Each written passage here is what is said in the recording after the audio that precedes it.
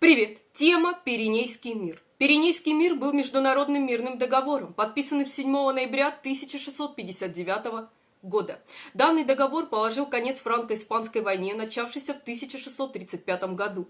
Немного поясню. Франко-испанская война велась с 1635 по 1659 год между Францией и Испанией. Францию и Испанию в разные моменты поддерживали различные союзники.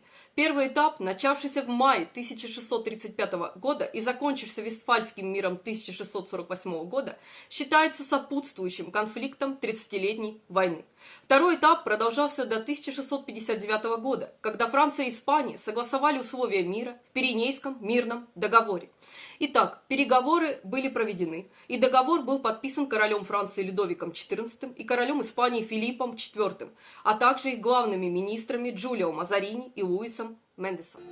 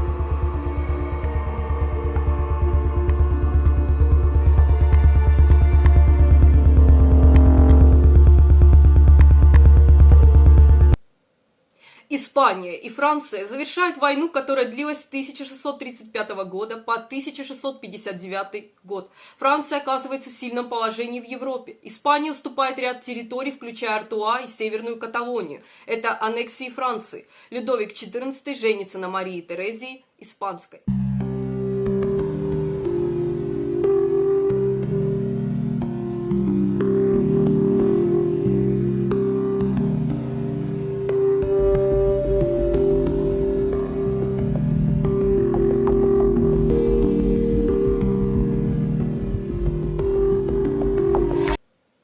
Франция вступила в 30-летнюю войну после Голландского восстания и победы Габсбургской Испании в битве при Нёрдлингене против Швеции в 1634 году. К 1640 году Франция начала вмешиваться в испанскую политику, помогая национальному восстанию в Каталонии. Это именуется Сигадорское восстание или война жнецов. В то время как Испания в ответ поддержала фронту во Франции в 1648 году. Во время переговоров о Вестфальском мире в 1648 году Франция захватила территорию в Эльзасе и отрезала Испании доступ в Нидерланды из Австрии, что привело к усилению военных действий между французами и испанцами. Габсбургская Испания становилась ослабленной. Франция вместе с Англией разбила испанские войска в битве при Дюнкерке 14 июня 1658 года. Война прекратилась, когда французская кампания по взятию Милана потерпела поражение. Мир был заключен посредством Пиренейского мирного договора в ноябре 1659 года.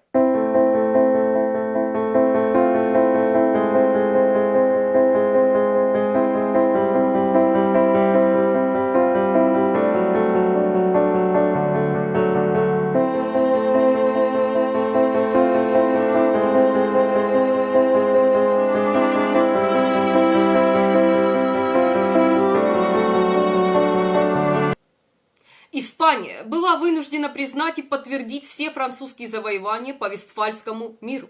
В обмен на территориальные потери Испании французский король пообещал прекратить поддержку Португалии и отказался от своих притязаний на княжество Каталония, на которое французская корона претендовала со времен Каталонского или Сигадорского восстания. Португальское восстание или Португальская война за независимость 1640 года поддерживалась Францией. Плюс после каталонского или сигадорского восстания Франция контролировала Каталонию с января 1641 года, когда объединенные силы каталонцев и французов нанесли поражение испанской армии в битве при Монджуике до тех пор, пока они не были разгромлены испанской армией в Барселоне в 1652 году. Хотя испанская армия отвоевала большую часть Каталонии, французы сохранили за собой контроль над Северной Каталонией. Договор еще предусматривал общее помилование и возвращение имущества всем тем, кто подвергался преследованиям в годы каталонского сигадорского восстания. Также Пиренейский договор предусматривал брак между королем Франции Людовиком XIV и Марией Терезией, дочерью короля Испании Филиппа IV. Мария Терезия была вынуждена отказаться от своих притязаний на испанский трон в обмен на денежное вознаграждение в качестве части своего приданого. Кроме того, англичане получили Дюнкерк, хотя в 1662 году они решили продать его Франции.